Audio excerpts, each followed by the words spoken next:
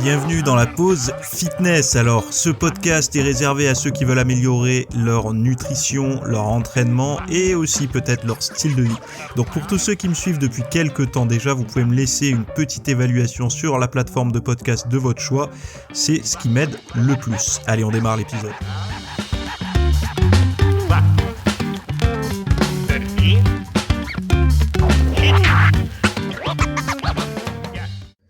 Salut à tous, nouvel épisode aujourd'hui. Alors aujourd'hui, on va parler de plusieurs petits sujets dans cet épisode. Le premier sujet qu'on va voir ensemble, c'est... Alors d'abord, je vais faire un petit récap des petites actus que j'ai récupérées. Bon, il y a un petit tuto sympa pour faire mûrir à la perfection ses avocats, parce que je sais qu'il y a pas mal de personnes qui sont comme moi, qui consomment pas mal d'avocats et qui sont un petit peu frustrés quand on en achète et qui sont durs et qui veulent pas mûrir, qui restent vraiment durs pendant des semaines presque. Et puis à la fin, quand ils finissent par mûrir, en fait, ils sont pourris.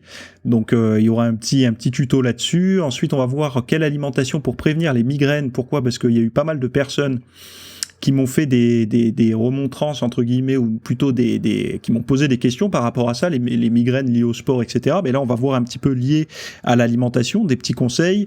On va parler également d'un titre, d'un article, d'un magazine qui a fait polémique.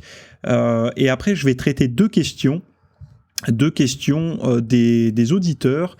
Alors la première question, c'était dans un objectif de sèche, que pouvons-nous manger lorsque l'on fait une séance de muscu le matin au réveil ? Est-ce que c'est préférable de la faire à jeun ou de manger ? Et la deuxième question, c'était: je m'entraîne le soir après le travail depuis 5 ans, mais je suis souvent exténué, fatigué car le travail est très physique. Maintenant que je suis à mon compte, c'est encore pire car je rentre tard. Faut-il que je m'entraîne le week-end ?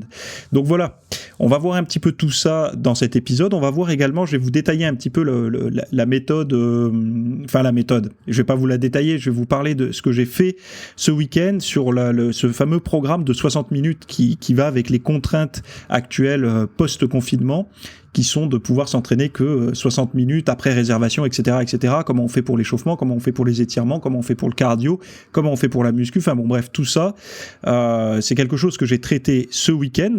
J'en ai parlé ce week-end directement sur le site web. En fait, c'est quelque chose... Je tenais à en parler. Pourquoi ? Parce que je pense qu'il y a pas mal de personnes qui se sont un petit peu... qui ont tenté de faire comme avant, mais plus rapidement. C'est-à-dire qui ont tenté de faire des entraînements, échauffements, étirements, cardio dans 1 heure, donc dans 60 minutes. Et moi, j'ai proposé plutôt une approche où on s'entraîne pendant 59 minutes sur 60. Et donc, on va trouver des astuces pour l'échauffement, les étirements et tout, annexes. Donc, ça, c'est le premier point. Deuxième point, du plan du programme que j'ai donné, c'est aussi de voir comment s'entraîner le plus intelligemment possible avec cette reprise, parce que pas mal de personnes ont fait leur grand retour en salle, mais aussi leur grand retour sportif. Ils se sont peu ou pas entraînés durant le confinement. Donc moi j'ai une stratégie pour les points faibles, etc. Donc du coup je vous le partage. Donc chaque muscle est considéré comme un point faible dans le programme, c'est-à-dire que j'ai fait un plan complet comme si vous aviez un point faible ischio, quadriceps, épaules, etc., etc., etc. Donc à vous de choisir quel est votre point faible pour avoir les meilleures séances possibles, mais également un plan sur 15 jours pour vous remettre en route. Je sais qu'il y a pas mal de personnes, même si les salles ont réouvert, elles sont pas encore retournées au sport, elles attendent un petit peu que ça se désengorge, elles attendent de voir si ce phénomène de panique, etc., ou d'affluence se maintient ou alors disparaissent. Donc du coup il y a ce plan dedans justement pour ces personnes-là qui veulent reprendre à partir de maintenant. Donc là on est dans la 2e semaine. Et voilà. Et après, bon, comme d'habitude, beaucoup de discussions, j'ai essayé d'apporter pas mal de petits concepts. Donc, je vous mets le lien en description avec tous les liens qui sont cités dans cet épisode. Encore une fois, je vous le mets en description. Donc, que vous soyez sur n'importe quelle plateforme de podcast ou sur YouTube, vous avez de quoi aller vous promener dans le petit magazine de liens qui se trouve sous le podcast. Bon, on démarre avec les sujets d'actualité, entre guillemets. Le premier, qui est le petit tuto que j'ai vu sur... alors, c'est le magazine Men Health, mais version américaine, parce que Men Health en France n'existe plus. D'ailleurs, c'est un magazine que j'aimais bien. Alors, il faut avoir suffisamment de recul pour enfin voilà, les magazines, ça reste des magazines. Il faut avoir suffisamment de recul pour prendre les informations, les laisser pour certaines. Là, quand c'est des petits tutos simples comme ça, il parle justement de cette manière de faire un petit peu mûrir les avocats plus rapidement. C'est quelque chose que pas mal de personnes ont dû remarquer. Moi, je l'avais déjà remarqué. C'est une technique que j'utilise. En fait, je l'avais remarqué un petit peu naturellement. J'avais pas eu besoin de comprendre, mais là, j'ai compris pourquoi, plus ou moins. C'est en fait l'idée de mettre ces avocats avec, par exemple, des pommes, des bananes, etc., au même endroit. Et ben, ça accélère un petit peu la maturation des avocats. Donc en fait, eux, ils disent que les fruits et légumes comme les pommes, les tomates, les melons et les bananes mûres produisent un gaz inodore appelé l'éthylène qui accélère la décomposition des aliments qui l'entourent. Et eux, leur recommandation, c'était de mettre dans votre bac à légumes, dans votre frigo, vos avocats, quand ils sont pas mûrs, bien sûr, au milieu de ces fruits et légumes là, pour ainsi accélérer un petit peu la maturation. Alors eux, ils parlent de 2 jours. Moi, je vous recommanderais plutôt déjà de vérifier si vous laissez déjà une nuit comme ça, parce que ça peut aller relativement vite. Et même si vous laissez vos fruits et légumes à l'extérieur, donc à l'air libre, moi plutôt souvent les fruits sont un petit peu à l'air libre, surveillez-le assez rapidement. Ça peut aller très très vite. Donc voilà, petite technique. Voilà. Et autre chose, moi je vais vous donner mon astuce personnelle, qui est que souvent, quand on consomme des avocats, par exemple, moi j'en consomme le matin, ça m'arrive, donc je vais pas prendre un avocat entier, je vais en prendre un demi, mais qu'est-ce qu'on fait de l'autre moitié ? Ben, l'autre moitié, moi ce que je fais, il y a deux solutions.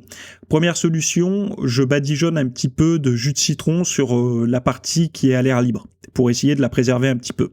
Ça marche pas tout le temps, ça noircit, mais bon, voilà, si jamais on a pour but de le manger dans la même journée, ça peut aller.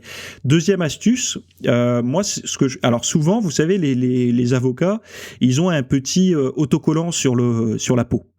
Ce que vous pouvez faire, c'est quand vous avez coupé votre avocat, vous récupérez la chair de votre demi-avocat que vous allez consommer dans l'immédiat, vous gardez la coque vide, vous la remettez sur l'autre moitié qui n'est pas consommée, et vous utilisez le petit autocollant sur la peau de l'avocat pour bien plaquer l'un contre l'autre. Et avec ça, j'ai remarqué qu'on peut le conserver un petit peu plus longtemps. Donc voilà, c'est une petite astuce de conservation pour justement les avocats. Donc on a vu un petit peu les deux côtés, comment les faire mûrir et comment les conserver un petit peu mieux, parce que c'est toujours un petit peu frustrant. On n'a pas envie de s'envoyer les 300 ou 360 calories d'un avocat d'un coup.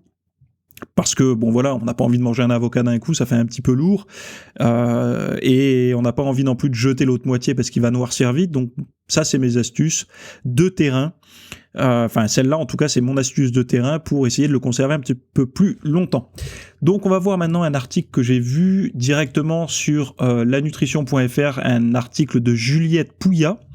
Alors j'ai noté alors les petites choses que j'ai notées, c'est en réduisant la quantité de viande rouge, de viande transformée ainsi que les apports en glucides à index glycémique élevé, des migraineux ont réduit de 30% leur nombre de crises par mois dans une étude d'intervention récente. Alors, qu'est-ce que j'avais noté d'autre pour vous aider un petit peu à comprendre ça. Donc, bon, voilà, je vous passe les protocoles de l'étude, etc. Si vous avez envie, vous allez sur le site pour le voir. Il y a, parmi les conseils nutritionnels donnés, on trouve les suivants. Premier point, utiliser des huiles saines, éviter le beurre, les graisses saturées. Alors, les huiles saines, moi, je vais argumenter un petit peu plus. Les huiles saines, huile d'olive, huile de colza, huile de lin par exemple. Alors toutes ces huiles, les huiles de lin, les huiles zut, j'ai perdu le nom, de l'huile de noix, l'huile d'avocat, toutes ces huiles-là, elles vont avoir tendance à rancir un petit peu vite. Elles sont sensibles à la lumière, sensibles à la température. Donc faites attention, si vous achetez ce genre d'huile, prenez-les en tout petit conditionnement, de préférence dans des bouteilles le plus opaques possible et conservez-les à l'abri de la lumière et si possible au frais. Après, l'huile d'olive et l'huile de colza, ça se conserve relativement bien à partir du moment où c'est pareil à température constante, plutôt modérée et à l'abri de la lumière. Donc voilà ce que moi j'appellerais les huiles saines. Ensuite, ils disent consommer des légumes variés et en grande quantité. Bon, voilà ça. Alors, il faut savoir qu'une dose de légumes par jour, quand on regarde, vous savez, quand ils disent 3 à 4 portions de légumes par jour, finalement, c'est pas ce que les gens pourraient. Ils se disent, oh, ça fait énorme. En fait, ça représente plutôt entre 600 et 700 grammes de légumes. Donc c'est quelque chose qui est largement faisable sur une journée. Si on mange 300 grammes le midi, 300 grammes le soir, on arrive déjà dans ces quotas-là. Voilà. Donc pour vous donner un ordre d'idée, entre 600 et 700 grammes de légumes par jour, c'est pas mal.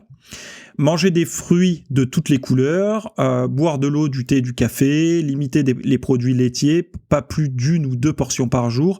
Alors sachez une chose, c'est que les produits laitiers, ils sont présents dans beaucoup d'aliments transformés, mais également quand les personnes ont une alimentation de type cantine, restauration rapide, ou alors comment dire, les petits, les self, vous savez, que vous avez au boulot ou alors quand vous êtes étudiant, toutes ces choses-là.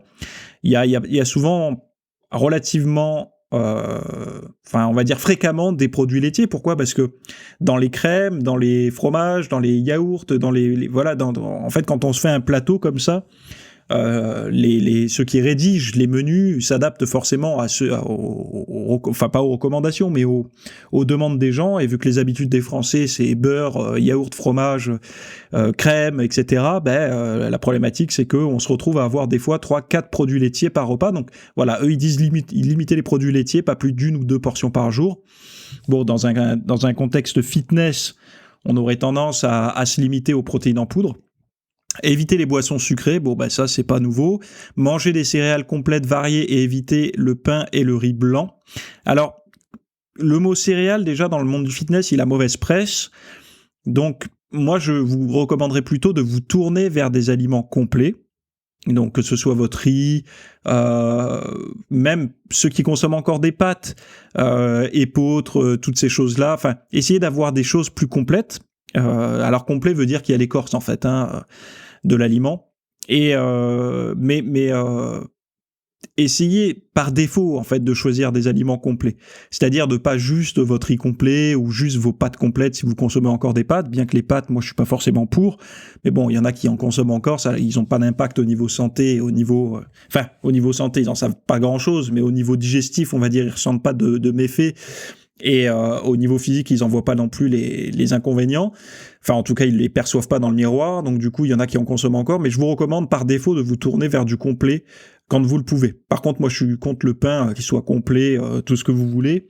À partir du moment où c'est du pain à base de blé, j'essaie d'éviter au maximum, sauf lors de petites cheat meals de temps en temps.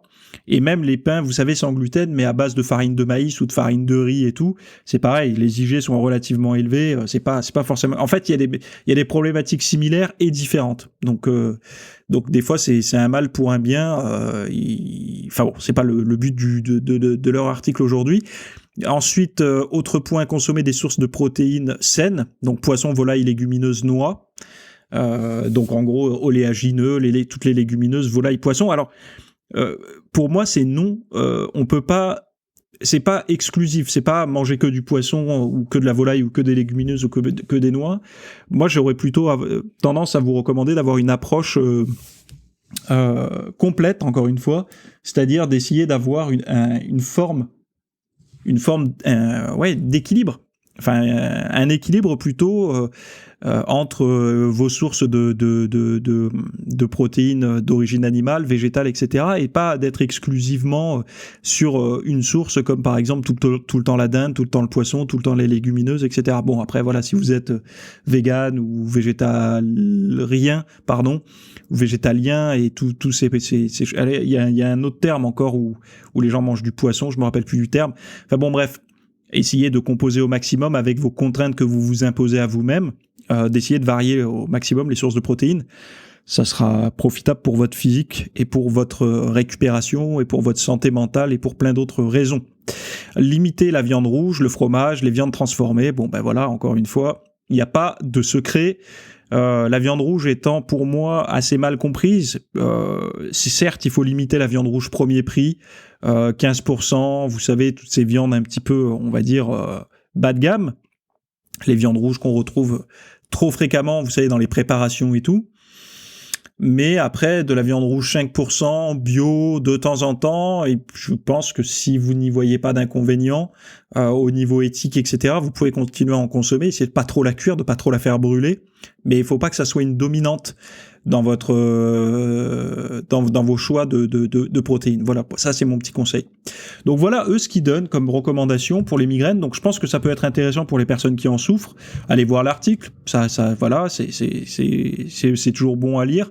Et de toute façon, quand on regarde bien, vous savez, il y a toujours diverses problématiques et souvent les recommandations reviennent toujours à la même chose, c'est manger sainement. Donc moi je suis pas contre ces articles-là dans le sens où on a toujours un problème à traiter, quel que soit l'individu. Il y en a qui vont avoir des migraines, d'autres la constipation, d'autres, je sais pas, tel ou tel problème. Et souvent, on voit qu'il y a des grandes lignes au niveau de réflexes alimentaires qui sont communs. Régulièrement, là, il parle pas des fibres, mais manger plus de céréales complètes et plus de légumes et plus de fruits, en fait, la conséquence qu'il va y avoir, c'est qu'on va manger plus de fibres. Donc souvent, on remarquera qu'il y a souvent les mêmes recommandations pour des problèmes divers. Donc moi je trouve intéressant d'attaquer plein de problèmes un peu de niche, si je peux dire, mais finalement on se rend compte que les recommandations sont plutôt les mêmes par rapport à tous ces problèmes-là. Et ça peut amener, plutôt que de dire à des gens si vous voulez être en bonne santé, mangez ça et ça, non, là on va dire si vous voulez traiter votre migraine, commencez par adopter des bons réflexes alimentaires. Et je pense que ça peut être une bonne stratégie d'apporter les recommandations de santé nutritionnelle comme ça, parce que ça va permettre aux gens déjà de lire, parce que s'ils sont concernés directement par un problème qui les dérange au quotidien, ça va plus facilement les inciter à lire l'article que si on dit juste soyez en bonne santé, quoi. Voilà. Bon, on continue. Qu'est-ce que j'avais noté d'autre ? Ah oui, un article qui avait fait une petite polémique entre guillemets. Alors j'avais noté c'était un article du magazine Elle où il y avait un gros titre qui disait déconfiner ses kilos. Donc après le confinement, en fait, il y a eu des personnes qui ont pris, la moyenne ça a été, alors je lis ce que j'avais noté, l'article se voulait second degré, mais il n'a pas fait rire l'ensemble de ses lectrices qui ont surtout vu d'énièmes injonctions faites aux femmes et à leur manière d'entretenir leur corps. Alors que les Français ont pris en moyenne 2,5 kilos durant les 2 mois de confinement, le magazine féminin a cru bon de faire sa une sur la perte de poids avant l'été. Mais ce qui a davantage choqué, c'est la lecture même de l'article et le ton certes sarcastique employé par la rédactrice, la chroniqueuse Alix Giraud de l'Ain, une habituée du genre. Bon, après je connais pas Alix Giraud, j'ai pas lu son article dans la totalité. Moi, je m'intéresse au fait déconfiner ses kilos. La couverture du magazine qui a fait un petit peu parler d'elle. En fait, il y a toujours comme je disais tout à l'heure, moi je suis pas pour ou contre ces genres de choses, le débat m'intéresse peu finalement, mais moi ce que j'observe, encore une fois, c'est que, pour revenir à l'article précédent et le fusionner un petit peu avec celui-là, quand on donne aux gens des recommandations de santé générale, ça ne fonctionne pas. Quand on agit sur un problème qu'ils rencontrent au quotidien, ils ont tendance à plus facilement agir. Il y a un moment donné où il ne faut pas se mentir. Beaucoup de personnes aimeraient améliorer leur physique et le fait comment dire, en fait le cœur en fait du débat c'était acceptez-vous comme vous êtes, etc., blablabla, toutes ces choses là. Sauf qu'on voit bien beaucoup de personnes n'arrivent pas à s'accepter telles qu'elles sont. Elles savent qu'elles se sentiraient mieux, elles auraient une meilleure estime d'elles-mêmes et tout si elles arrivaient à accomplir leurs résultats en termes physiques. Alors si les personnes sont en surpoids, il n'y a pas qu'un côté estime de soi qui va être amélioré si elles s'acceptent mieux dans le miroir, mais il y a également une santé qui va être améliorée parce que ça a été démontré.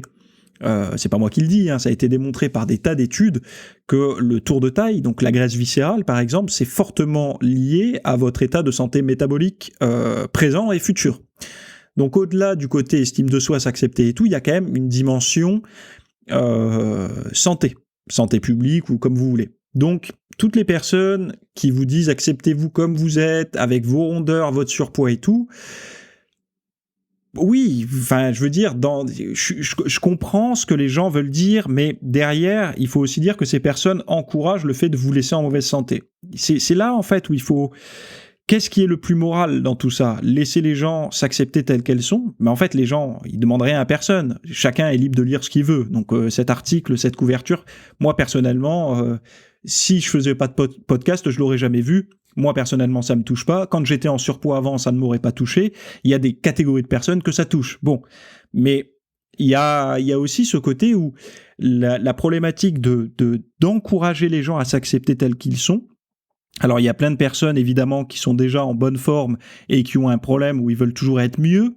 Donc là on tombe un petit peu dans les pathologies Instagram et tout, vous savez, où les gens vont se comparer en permanence à tout ce qui est toujours plus maigre ou plus musclé, etc. Donc là ça devient pathologique parce que justement ils n'arrivent pas à se servir de ça comme motivation positive, mais ça les rend plutôt anxieux et ils se dévalorisent. Donc ça, il faut plutôt chercher à le combattre.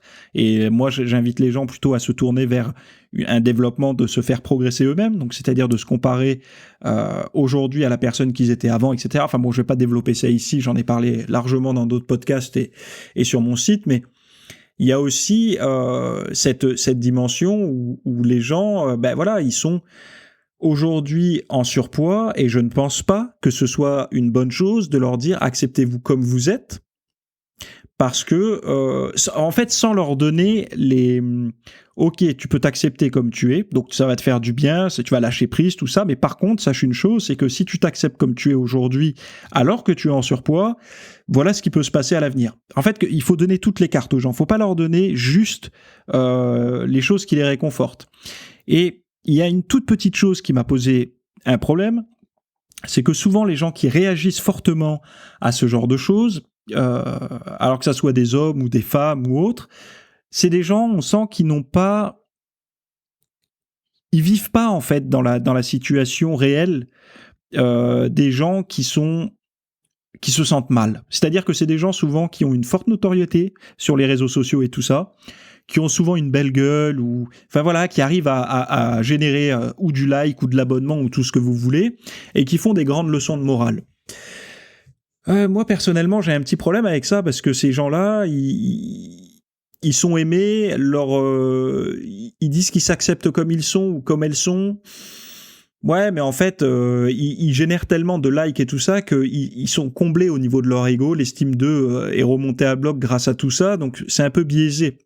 Moi, je préfère parler plutôt aux gens qui sont chez elles ou chez eux, qui n'ont pas justement ce support, on va dire, de likes, etc. derrière, qui les soutient dans leur démarche, qui sont un peu livrés à eux-mêmes, donc qui sont livrés à ce qu'ils vont écouter, à ce qu'ils vont lire, et aux choix qu'ils vont avoir, etc. Et je pense que pas mal de personnes, notamment des personnes en surpoids ou des personnes qui se jugent avoir un physique qui ne leur convient pas, quand ils voient des Instagrammeurs ou Instagrammeuses faire des leçons de morale, acceptez-vous comme vous êtes, alors que ces mêmes personnes sont plutôt belles, gosses ou beaux gosses, on se dit non mais en fait t'as raison toi de t'accepter parce que tu te trouves bien. Mais moi, je me trouve pas bien. Donc, j'ai envie de changer. Donc, laisse-moi tranquille. Laisse-moi avoir envie de changer et laisse-moi avancer. Donc, c'est un petit peu mon discours. Et souvent, je me rends compte que ceux qui combattent ce genre de choses-là sont des personnes qui, physiquement, alors, c'est pas des super canons et tout ça, tous et toutes. Mais il y a quand même cette problématique derrière où c'est très rare de trouver des gens qui ont réussi à combattre, à s'accepter tels qu'ils sont complètement. Et il y a beaucoup de personnes qui se mentent. Et il faut pas oublier, j'avais partagé une étude dans la newsletter des VIP, oui, parce que je vous le dis pas, mais tous les VIP qui sont abonnés à ma plateforme, tous les vendredis, ils ont une newsletter privée où je partage mes petites recherches scientifiques de la semaine, et surtout des petits trucs que j'ai découverts, des accessoires, des vêtements, enfin voilà. C'est pour les VIP, c'est du contenu un petit peu plus exclusif. Enfin bon, bref, j'avais partagé une étude comme quoi le fait d'avoir des secrets, des mensonges, enfin bon voilà, des choses qu'on retient, qu'on garde pour nous, qu'on avoue à personne, et même quand on se ment à soi-même, ça a tendance à nous bouffer la vitalité, donc l'énergie.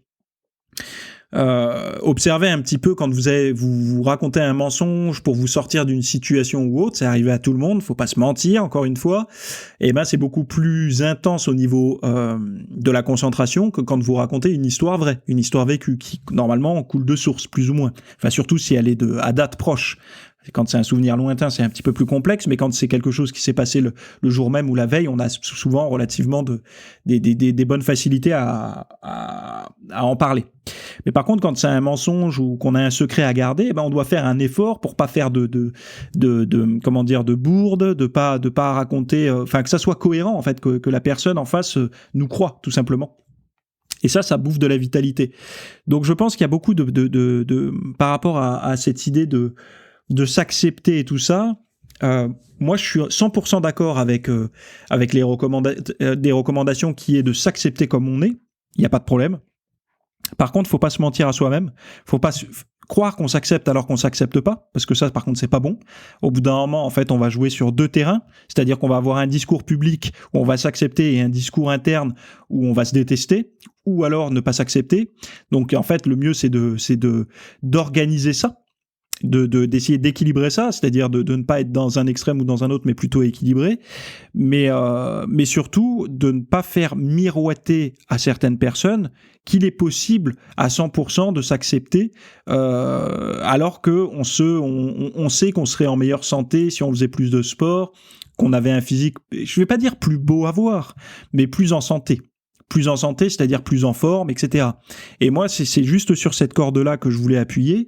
C'est qu'on ne peut, je trouve ça illogique et pas moral de dire à des personnes en fort surpoids de s'accepter, vous êtes très bien comme vous êtes, etc., sans leur préciser le côté risque de santé. Parce que dans ce cas-là, on pourrait dire, le discours, on pourrait l'appliquer à plein d'autres personnes, à plein d'autres pathologies, à plein d'autres réflexes qui sont, on va dire, entre guillemets, à l'encontre de la santé et dire non, mais tu peux le faire. Alors, je vous laisse penser aux réflexes de santé, à toutes les choses qui sont nocives pour la santé, possibles et imaginables. Et pensez à n'importe lequel et dites-vous bien, accepte-toi comme tu es, c'est pas grave, etc. Sans avoir derrière le discours, mais par contre, sache que voilà. Et bon, voilà. Moi, je pense que derrière tout ça, faut pas prendre les gens pour des cons. Et surtout, faut arrêter de croire que les gens sont des enfants et qu'il faut leur dire comment penser. Je pense que les gens sont des adultes. Ce magazine a pour but d'être fourni à des adultes. Alors si c'est les adolescentes qui le lisent, écoutez, interdisez-les aux jeunes. Pas de problème. Mais par contre, je pense qu'il faut arrêter de prendre les gens pour des cons. Ils sont assez grands pour savoir ce qui est bon ou pas pour eux, ce qu'ils peuvent encaisser ou pas. Et on retrouve beaucoup ça actuellement, où justement, les gens ont peur de prendre des positions, etc. Ils veulent protéger tout le monde. Et en fait, cette surprotection, elle est pas bonne, parce que il y a certaines personnes qui commencent à petit à petit à croire dans une supériorité qui serait au-dessus, quelque chose qui serait au-dessus d'eux, et qui les protégerait de tous les problèmes de la vie. Et moi, je suis un peu contre ça, parce que ça amène à devenir un petit peu passif sur des réflexes de sécurité, des réflexes de prise en main personnelle, etc. Et de se dire, on sera protégé de toute façon par des personnes qui sont là pour veiller sur nous. Non, pas forcément. Ces personnes-là sont pas là pour ça. De toute façon, les valeurs de chacun, on ne peut pas solutionner les valeurs on peut pas écouter les valeurs de tout le monde, parce que chacun a ses propres valeurs. On n'a pas aujourd'hui, ça c'est Étienne Klein qui en parlait, on n'a pas de cause commune assez forte pour aller tous dans le même sens. C'est-à-dire qu'on n'a pas, par exemple, lui, il parlait de l'an 2000, etc. Quand il était jeune, tout le monde avait pour but l'an 2000, il pensait que ça allait être génial, etc. Aujourd'hui, on n'a plus ça. On n'a plus cet objectif commun, ce désir commun du futur, quelque chose qui pourrait tous nous rallier, mais on est beaucoup plus dans nos valeurs propres. Donc, il va y avoir les véganes, il va y avoir, je sais pas moi, d'un côté...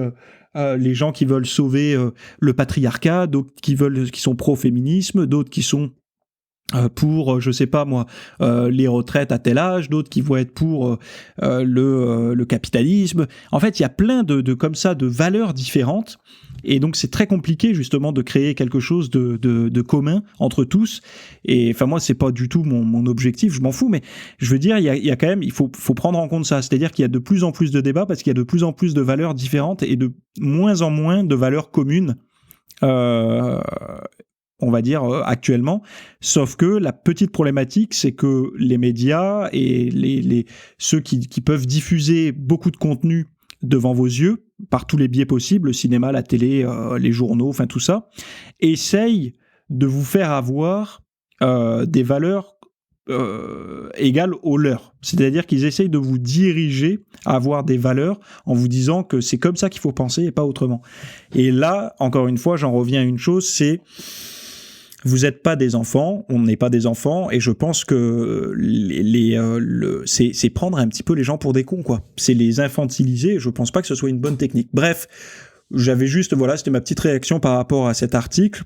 Je pense pas que un titre comme Déconfiner ses kilos soit nocif. Si jamais il l'est par rapport aux gens, si vous vous sentez offensé par ce genre de titre, moi je vous invite personnellement à suivre. Il y a plein de thérapies qui existent aujourd'hui, des thérapies sur l'acceptation, etc. Je vous invite à faire une thérapie comme ça, à vous tourner là-dessus. Je pense que ça pourra plus vous aider, et en parallèle aussi de lire sur la nutrition saine, etc.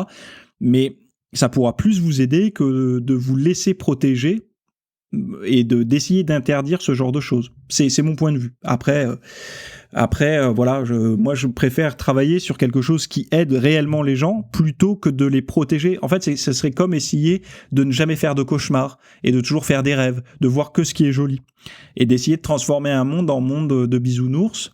Mais ça n'existe pas. Il y aura toujours des moments qui seront un petit peu plus compliqués que d'autres, et de faire croire aux gens qu'on peut tout nettoyer, tous ces moments sombres, non, on peut pas vraiment. Donc mieux vaut plutôt s'y préparer et devenir un petit peu plus fort par rapport à ça pour pouvoir les affronter.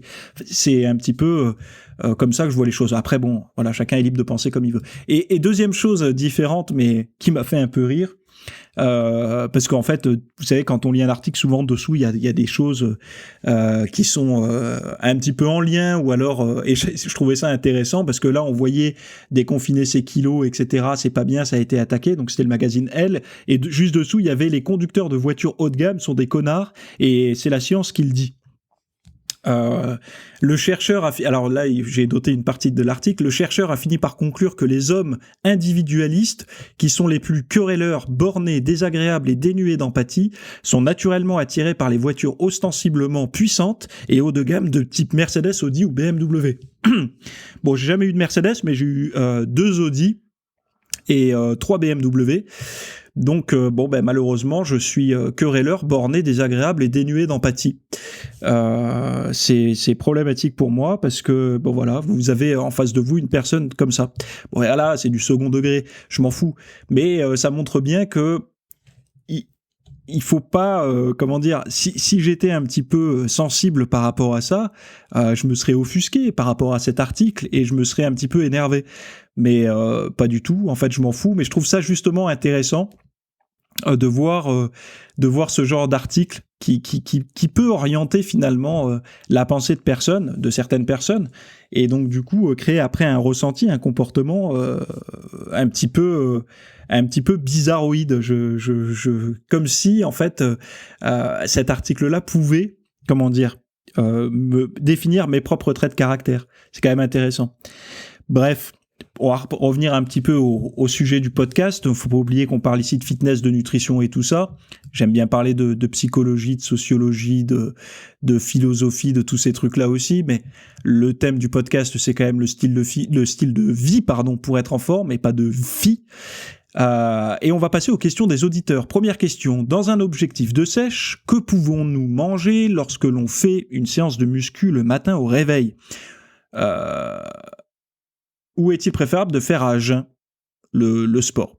Alors, dans un objectif de sèche, je précise rapidement, dans le podcast, je vais répondre le plus simplement possible. Je ne vais pas rentrer dans 1 heure de développement comme je ferai dans mes formations sur le site, mais réellement, je vais essayer de répondre le plus rapidement possible. Tu es dans un objectif de sèche. Moi, je répète souvent que les calories, toutes ces choses-là, c'est bien beau, mais il faut se concentrer sur quelque chose que peu de personnes parlent, et même j'ai vu personne en parler, vraiment, en tout cas rentrer dans le cœur du problème, c'est quelles sont dans ta journée les opportunités que tu as de brûler du gras. Au lieu de te concentrer sur le nombre de calories, la diète, le machin, as-tu dans ta journée des moments où tu as des opportunités de brûler du gras ? À partir du moment où oui, Donc par exemple, tu restes un certain nombre de temps sans manger, c'est une opportunité de brûler du gras. Tu fais du sport avec un repas assez loin avant de ton entraînement, et la digestion sera beaucoup plus avancée, donc tu auras plus d'opportunités d'atteindre tes réserves d'énergie, donc ton gras stocké, et ton glycogène également. Donc du coup, tu vas avoir plus de chances à terme de brûler du gras.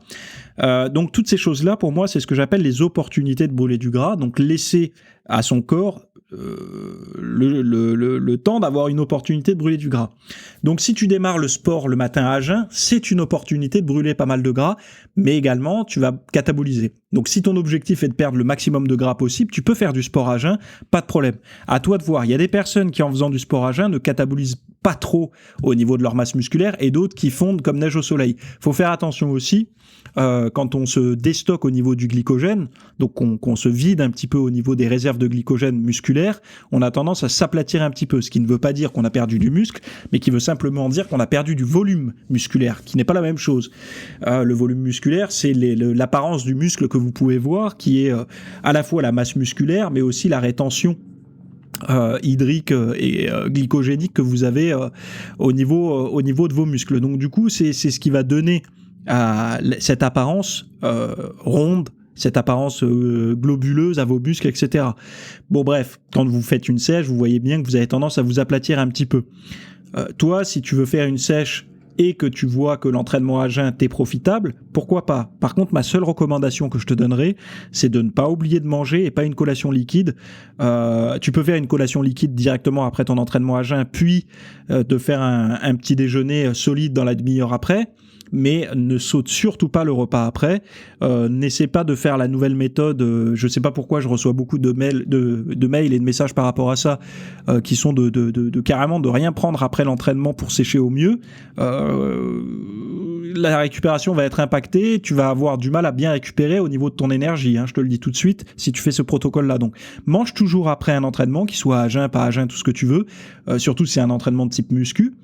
Après, si tu veux faire un petit déjeuner avant ta séance de muscu et que tu veux quand même sécher, c'est possible. Et je veux dire, il te reste d'autres opportunités. La nuit, tu manges pas, donc tu perds du gras. Il te reste toute la journée où si tu gères bien ta diète, le timing, par exemple, entre le midi et l'après-midi, entre le repas du midi et le repas du lendemain matin, si tu consommes pas d'hydrates de carbone, t'as des chances de brûler un petit peu plus de graisse aussi.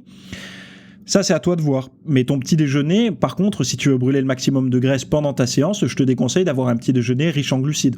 Voilà, ça c'est mon conseil. Et en glucides et en graisse, trop lourd en graisse également.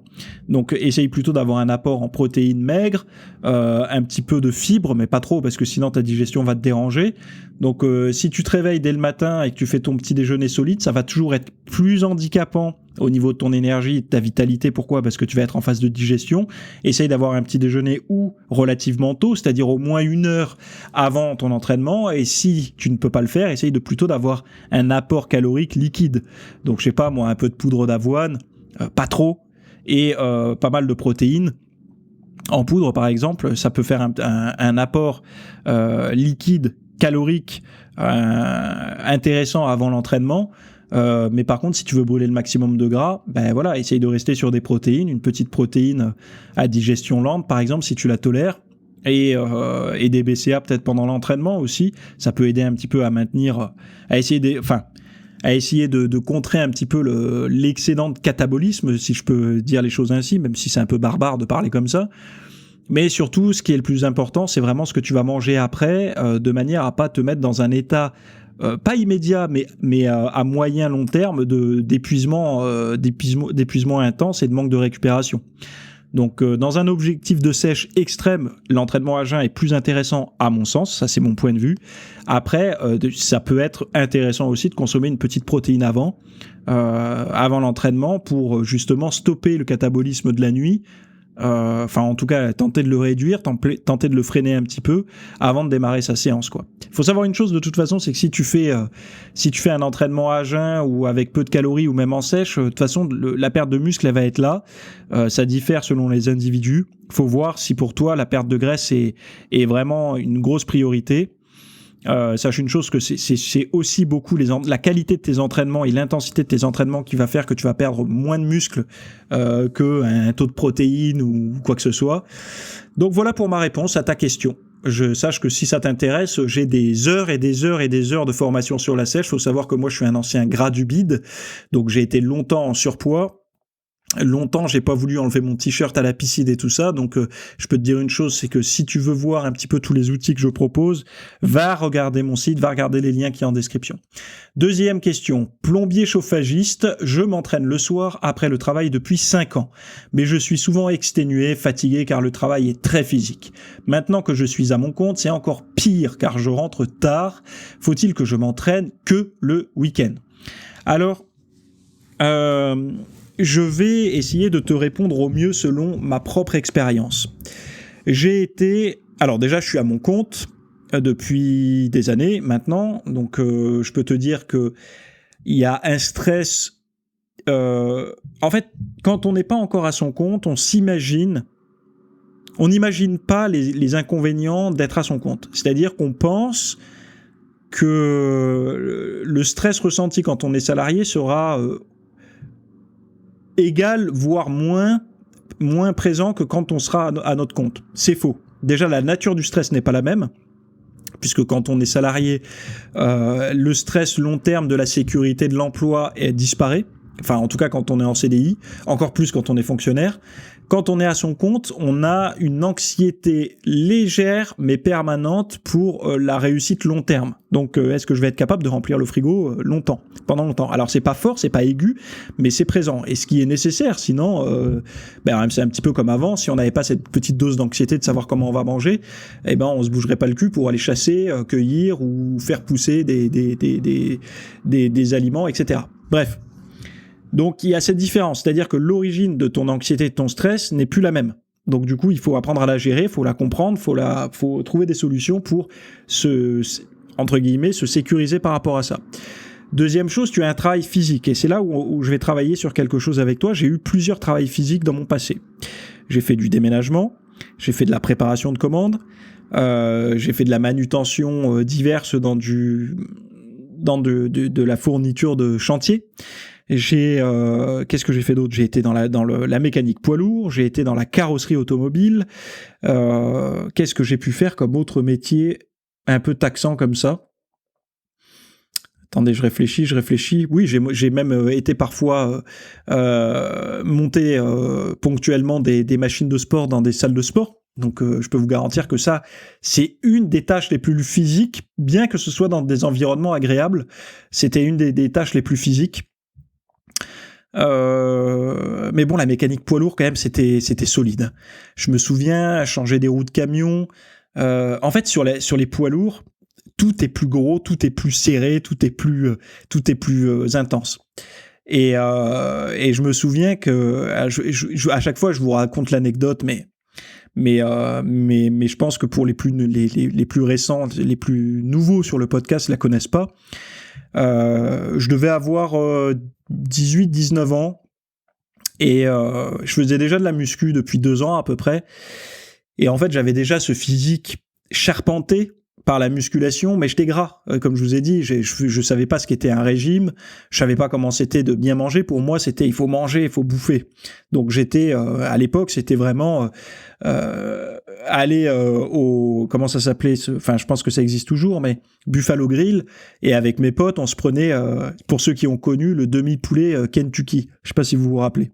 Peut-être qu'il existe encore d'ailleurs. Et en fait, le truc, c'était de prendre ce plat-là après une séance de muscu. Donc voilà, un petit peu pour nous, c'était ça, manger pour prendre du muscle.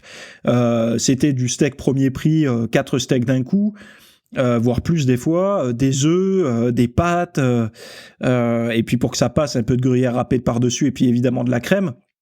Mais bon, les légumes n'existaient pas, les fruits n'existaient pas. Enfin voilà, les suppléments étaient chers. Je me souviens que les suppléments. Mais après, si vous aimez les anecdotes comme ça, peut-être que je pourrais vous en faire une par podcast. C'est à vous de me dire. Mais en tout cas, cette anecdote, pourquoi je vous en parle ? Parce que j'avais un physique très gras et bien charpenté. Et donc du coup, pour mon jeune âge, entre guillemets, j'étais celui qui avait les plus gros bras de l'entreprise. C'était une entreprise de transport, même s'il y avait des routiers et tout, j'étais celui qui avait les plus gros bras. Et donc du coup, au lieu de, il n'y avait pas d'admiration, hein, c'était de la taquinerie. Et je peux vous garantir que dans un milieu comme ça, quand vous avez des gros bras, on vous dit, c'est toi qui as des gros bras, va me chercher ça. Toi qui as des gros bras, décharge-moi le camion. Toi qui as des gros bras, t'as qu'à me porter ça. Donc, c'était plutôt un inconvénient plutôt qu'un avantage. Et donc, un petit peu le rite de passage qu'il y avait là-bas, le chef d'atelier m'avait dit, ce que tu vas faire, c'est que tous les pneus usés qu'il y a là-bas, donc des pneus de camion, hein, je vous laisse imaginer ce qu'est le poids d'un pneu de camion, un seul déjà. Donc tu vas me prendre l'intégralité des pneus qu'il y a là-bas, donc je vous garantis qu'il y avait une pile monstrueuse, et tu vas me les charger dans un semi-remorque, et pas une petite remorque, pas un camion porteur, hein, je vous parle bien d'une remorque, d'un semi-remorque, les longues remorques que vous voyez sur l'autoroute là. Il fallait que je stocke tous ces pneus, et pas mis à l'arrache, hein. Il fallait optimiser l'espace de chargement, le volume de chargement, etc. Donc il fallait que je les mette un petit peu en épi, les uns contre les autres, au fond du camion, puis revenir comme ça. Et donc, alors les pneus en bas, ça allait, on les faisait rouler, je pouvais les faire rouler, puis après les caler, mais quand il fallait que j'aille en haut, je vous rappelle que je mesure 1m75, je suis pas petit, mais je suis pas grand non plus, le porte-à-faux, je veux dire, quand il fallait que je soulève les pneus, moi, les épreuves d'homme fort, de lever la pierre d'Atlas, c'était un petit peu la même chose avec un pneu, mais ça, fois je sais pas combien, je comptais même pas le nombre de pneus qu'il fallait que je porte en hauteur comme ça, et il fallait que je le fasse. Donc c'était un petit peu le rite de passage. Je sais pas pourquoi j'en suis venu à parler de ça. Enfin si, je me rappelle maintenant, c'est par rapport à ta question initiale. Et c'était un petit peu le rite de passage. Si on était capable de le faire, on gagnait un petit peu le respect. Et c'est vrai que quand j'ai été capable de remplir une remorque complète, j'ai un petit peu, j'ai senti qu'aux yeux du chef d'atelier, il s'était légèrement un petit peu adouci avec moi. Bref, tout ça pour dire que après une journée comme ça, j'allais faire de la muscu. Et ça ne représentait pas l'intégralité de ma journée. Il y avait également charger des camions, réparer certaines choses, poncer des ailes et les réparer, au tire-clou, etc., rattraper une bosse à droite à gauche. Bref, voilà, il y avait quand même un travail physique plus la séance de sport le soir.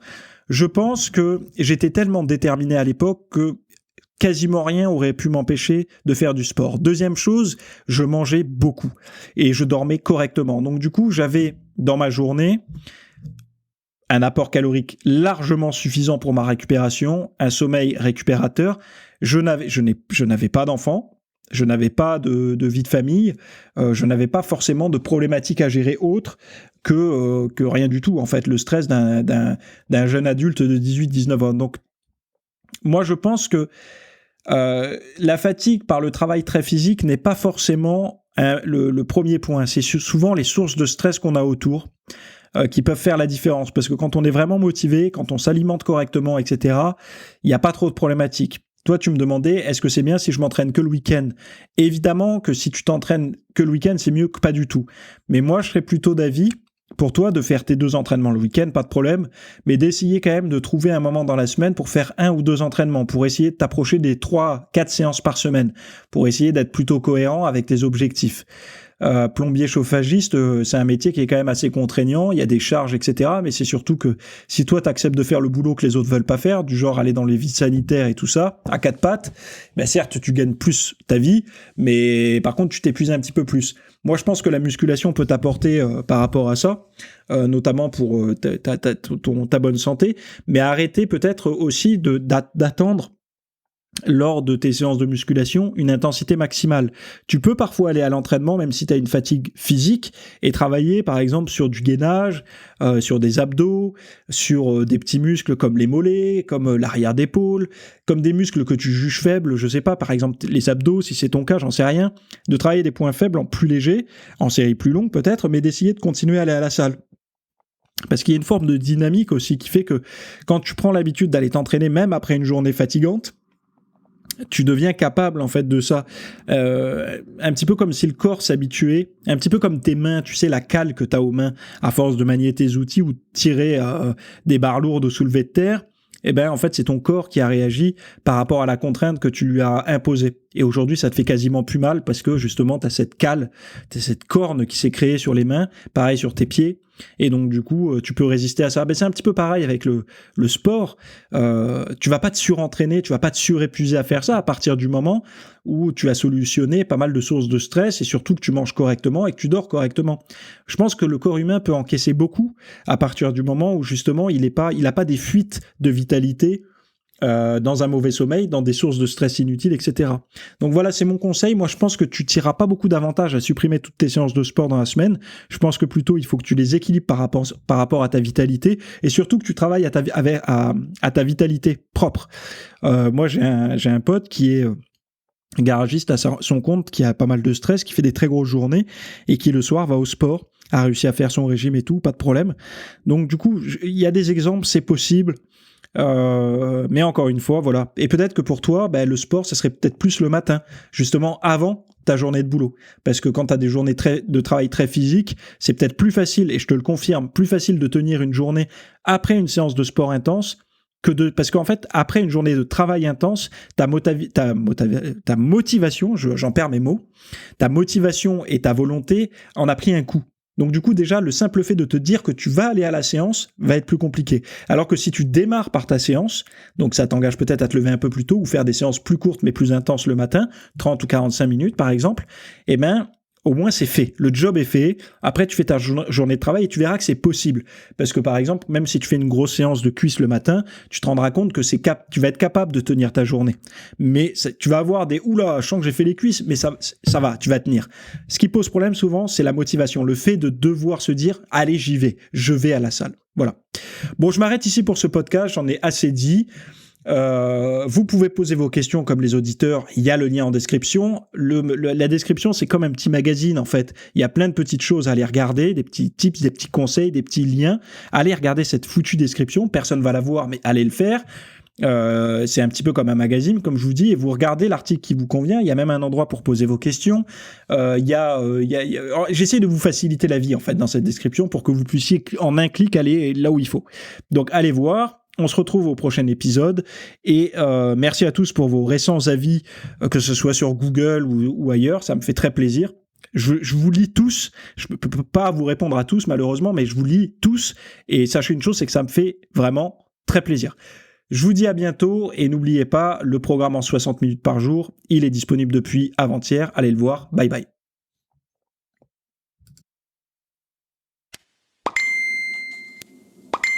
Non, ne t'inquiète pas, c'est pas chez toi que ça sonne, c'est ici. En fait, c'est juste pour attirer un petit peu ton attention et te dire que tu as devant les yeux, en description de cet épisode, plusieurs liens, dont un pour aller noter mon podcast avec des petites étoiles sur la plateforme que tu préfères, iTunes, je sais pas quoi, Spotify, etc. Mais également, tu peux aller retrouver tous les liens que j'ai cités dans l'épisode. J'ai essayé de faire des descriptions avec tous les liens, comme ça au moins ça vous donne des accès directs à toi et à tous ceux qui m'écoutent, de manière à pouvoir trouver directement le contenu. Donc voilà, j'espère que cet épisode t'a plu, n'hésite pas à t'abonner sur la plateforme de podcast que tu préfères, et c'est toutes les semaines à 8h du matin le mardi. Bye bye.